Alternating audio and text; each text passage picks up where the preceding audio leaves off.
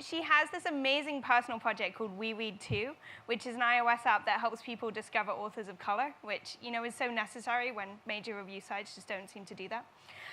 So Kaya works at Slack in San Francisco, and she is not bragging, but all her friends are because she recently got promoted. So can we all just be like, congratulations, Kaya! Yay! So obviously, notifications are a key feature at Slack, and trust me, I know, because I just took a week off and came back to 155. Don't go into management, kids. Like, just don't do it. So Kaya works on notifications, and so she's been exploring all the new, awesome notifications features in iOS 12. So I'm sure there's a ton of stuff that we can learn from her. Please join me in welcoming Kaya. Thank you so much. Thanks to Kate for that wonderful introduction. And before we get started, I'm just going to tell you a bit more about myself.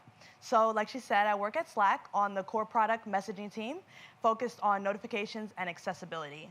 And before Slack, I worked at Apple on the accessibility team and Intuit on the Mint app. And my personal app, We Read Too, is a directory of children and teen books written by authors of color. OK, so for today, we're going to go over first what notifications are, for those of you who don't work on notifications in your day-to-day work. And then I'm going to show you a demo app that I've done for iOS 11, and we'll talk about what features that we can add to that demo app for iOS 12. Some of those features are authorization options, group notifications, dynamic category actions, and user interactions and notifications. So let's get started with the overview.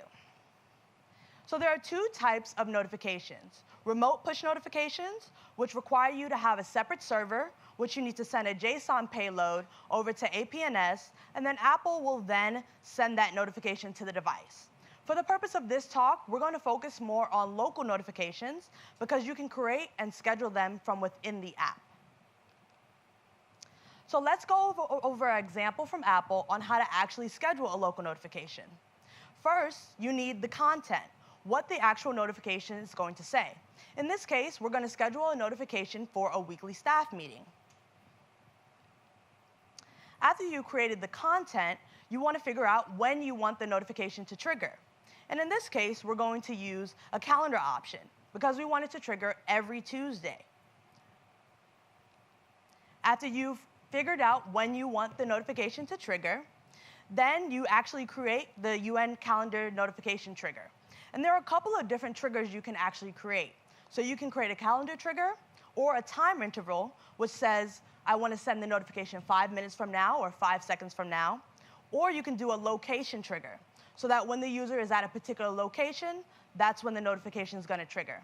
So in this case, we're using the calendar. Then you have to create the actual request for the notification.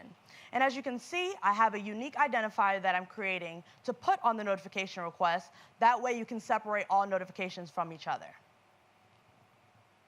And lastly, you get the current notification center and send that request.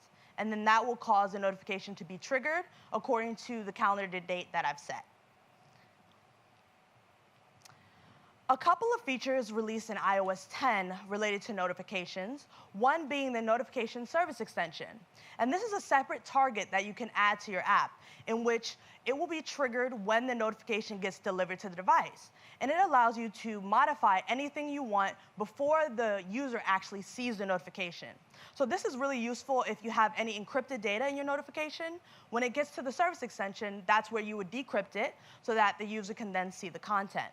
As well as if you have any large attachments in your notification, this is where you can download those attachments and temporarily store them on the device so that they can access them within the notification content extension. So the notification content extension, which we'll be focused on primarily for this talk, allows you to customize the UI of the notification. You may know this as rich notifications. So you can see here, Lyft has added a lot of valuable content for the user that they can access outside of the app. So they can see what the car is, the license plate, who the driver is, as well as when they're arriving.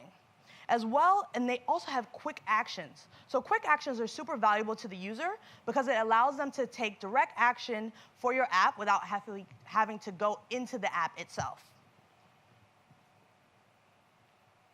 So now that we've gone over a brief overview on what notifications are and the current features that exist, let's talk a bit about this demo app I've created. It's very simple. It only has one button. When you click the button, it sends a notification for a podcast. And then if you drag down on that notification, you'll see a rich notification which shows the logo of the podcast, as well as the name and what the new episode you're being notified about. We also have 3 quick actions, so you can like the podcast, start playing it, or queue it up next to be played. This is all available for iOS 11. So what's actually new in iOS 12 that we can add to this app? First, we're going to get started with authorization options. Now, this is the less glamorous new feature coming to iOS 12, but they're actually really important. So authorization options are what type of notifications you want to request when the user accepts permissions for your app to send notifications. And there are a couple of new features coming with this related to the Deliver Quietly feature, which Apple announced at WWDC. So this Deliver Quietly feature is allowing users to have no sound or no alerts or banners shown for your notifications, but they'll be shown in the notification center. So that means that when they actually drag down and swipe down on their phone, they'll see your notification, but they won't get an alert if they're in another app. And so for some people, this would be good to send notifications quietly. If you have things that are not urgent and the user needs to see directly while they're using another app, this might be a good feature for you to use. So how do you actually deliver quietly notifications without the user setting it? You set provisional authorization. So now Apple is allowing developers to not request permissions for notifications if they want them to deliver quietly. So if you want it to deliver quietly, all you need to do is set the provisional option when you're requesting permissions for notifications. This lets Apple know that they will not show the alert when the user goes into your app to request permissions. Your user will never get that alert, and your notifications will automatically show in the notification center. So you see here in the app delegate, in our did finish launching method, we're just adding provisional to our array of options. Another important feature is app notification settings. So for Slack, we have a lot of custom notification settings that you can set directly within the app, and a lot of other apps do as well. Now, because Apple is allowing users to manage their notification directly from the notification itself, you can actually deep link directly to your custom settings from the notification. This is going to be really important because if a user selects turn off for your notifications from the notification, that means that if you don't have a deep link, they're going to turn off all notifications for your app. And by providing the deep link, you're allowing them to go in your app without having to turn off notifications for your app completely. They'll also get a deep link in the settings app, the system settings app, when they go to your app and select notifications. So similarly to provisional authorization, you set this in the did finish launching method, and you select provides app notification settings. Now, the most important part for this provides app notification settings is that you handle the callback. And this callback will be wherever you're implementing the protocol for your notification center delegate. So here, if you set the app notification settings in your authorization options, you have to implement this callback. And here in the comments, I'm showing you an example of what you might want to implement in this callback. For example, when you actually get the UN notification, it contains a user info dictionary. So if the user swipes on your notification and clicks Manage, and then goes to Configure, and goes directly into your app, in that user info dictionary will be anything that's coming from the payload. So you can use the information that's in the payload to then deep link them to wherever your settings page is in the app. But what's important to remember is that they can also get to this callback from the system settings app. So if they get to the callback from the system settings app, that means the user info dictionary will be nil. So you have to handle both cases. OK, so that's the less glamorous of the features. Then let's get into more of the UI features and some of the fun features coming to iOS 12, starting with grouped notifications. So in iOS 11, all of you, I'm pretty sure, have iPhones. And when you get the notifications, you'll have to scroll and scroll and scroll to get through all of them. It's a really unpleasant experience. But with iOS 12, all your notifications will now be grouped in stacks. And it looks much cleaner, right? And now, by default, these stacks will be by application. So every application will have its own stack. But developers now, we have the agency to actually customize these stacks. And I'm going to go through how to actually customize it. So the most important thing in relation to the group notification stacks is the thread identifier. This can be set on the local notification, like I'm doing here, or it can be set in the payload. And I'll also show an example for that. So here, our notifications are all related to podcasts. So our thread identifier is going to be the name of the podcast. That way, each podcast has its own notification stack.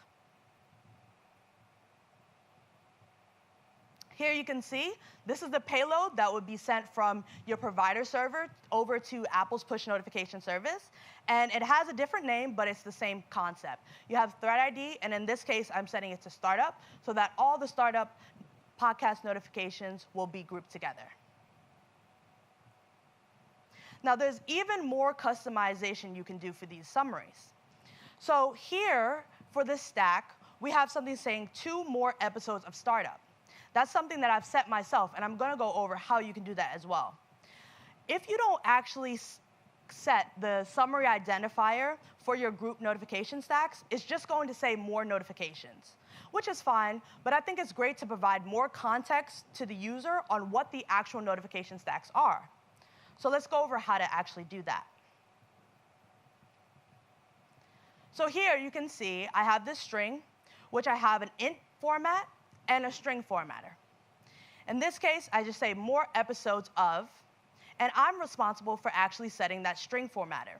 The int formatter at the beginning of the string, Apple will set for you. So you actually don't have to do anything with the numbers. That will be covered for you already.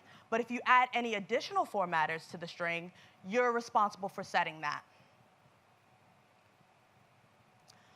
There's also a feature that actually has been around for a while, and some of you may use it. If you turn off previews for your notifications for privacy reasons, you'll see all the notifications in the notification center just saying notification, right? It gives you no context on what the actual notification is. And this will be the same for actually the group notification stacks. So for the group notification stacks, if you don't implement this hidden previews placeholder, it will just say 3 more notifications. But I think, again, it's great to provide context to the user on what the notifications are. So here I'm saying 3 new podcast episodes available. And the reason why I'm saying just podcast episodes is because I want to respect the privacy setting that the user has set. So I'm not giving them any more context on what the actual podcast is, but still allowing them to know what type of notification they're actually getting. So both of those strings I'm going to set in the didFinishLaunching method, similar to where I requested permissions. Right after that, I'm setting these summary format and the hidden previews placeholder and using them in the init method for my notification category. A notification category is basically like a template for your notification. And here, for this sample app, we only have one type of notification, which is our podcast notification. But for different apps, for example, Slack, we have several types of notifications. Incoming call notifications, message notifications, missed call notifications. So those would all have separate categories. So in this case, this template says, for every notification that's going to be associated with this podcast identifier, I want it to have this hidden previews placeholder and this summary format. Then you just grab the current notification center and set that podcast category in the array. So as I said before, if you set any additional formatters in that summary format that I added to my notification category, you have to actually set the summary identifier later in your local notification or in the payload. So here we're doing it in the local notification. I'm setting the summary argument, which is the podcast name. So that's how I get to say 2 more episodes of startup. Right? And you could see this similarly working for a messaging application. So you would say 2 more messages with Adam, Adam being the summary argument. So those are all of the customizations that you can do with group notifications. Now we're going to talk a bit more about the notification content extension and the UI customizations that you can have for the notification when the user drags down or force touches on your notification. For those of you who are not currently using the notification content extension, I'm going to go over quickly how to actually add it to your app.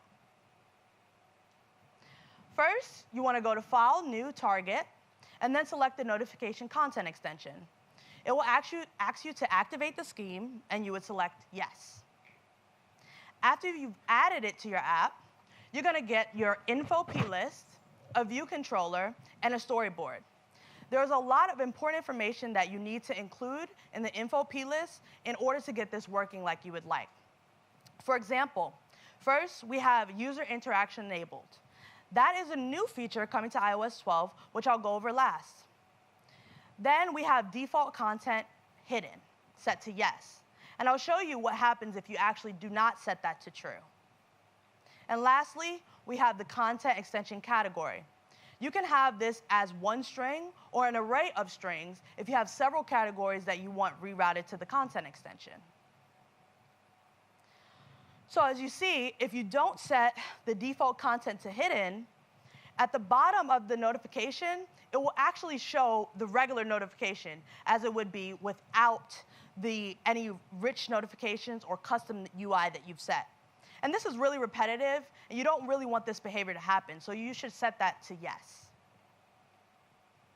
And then for our category, similar to what we had before, but we're adding 2 actions to our notification category, right? And so this will be a template for our notifications. We want it to have a play action and a queue action.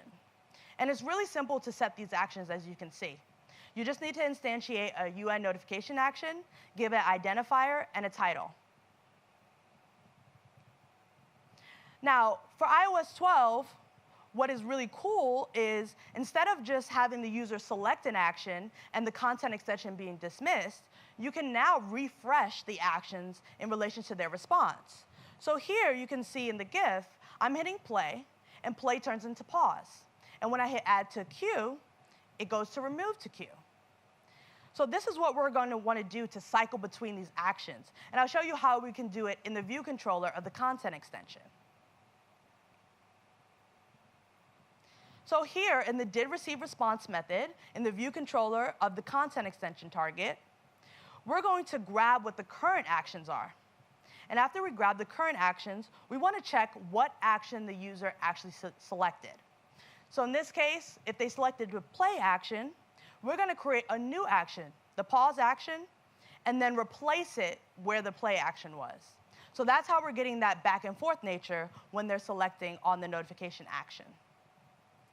As you see here in the completion handler, I'm saying do not dismiss. That means that I do not want the content extension to dismiss itself after the user selected a quick action. There are 2 other methods that you can put inside of here. You can just dismiss it. So if the user selects an action, you can dismiss the content extension. Or you can dismiss and forward, which means that you're going to dismiss the content extension, but forward the action to the main application target. But here, we want the content extension to stay up so that they can see that the actions are moving back and forth. OK, so that's how you can have dynamic category actions. Now, I've saved the best for last. This announcement at WWDC made me really excited because before, notifications have always been like a glass box. You can't actually interact within a notification. But with iOS 12, that all changes. Now, the view controller can actually handle user interaction and user touch. So as you saw before, for our iOS 11 version of the app, we had a like button. But why have a like action when now we can have actually a heart button on the notification itself that the user can select? As you can see, there are really endless possibilities with this because it's a view controller. So any UI element that you would add to any view controller in your app, you can also add to this notification content extension. So let's quickly go over how I added this like button. So after setting it up in the storyboard, now I'm just adding a target in my viewDidLoad method. And in the target, I'm just negating the isSelected option. Now, this is purely for aesthetic purposes for the demo app, but you can see in a production app, you most likely would want to store this information. If the user selected like, you might want to store that in user defaults or in the keychain so that when you go into the main application, you know that the user has selected like on that particular podcast. So that's a lot of information, and there are a lot of new features here coming to iOS 12, as you can see. So let's briefly summarize each one of the features that I've gone over. First, authorization options. You have to really determine if provisional authorization is right for your app. If you feel that a user doesn't have to be directly notified of all your notifications, and it's something that can just show up in the notification center, then you might want to set provisional authorization on your app. That way you don't have to request permissions from the user when they open your app. And then if you have any custom notification settings like Slack, you're definitely going to want to add a deep link to the notification and in the settings app.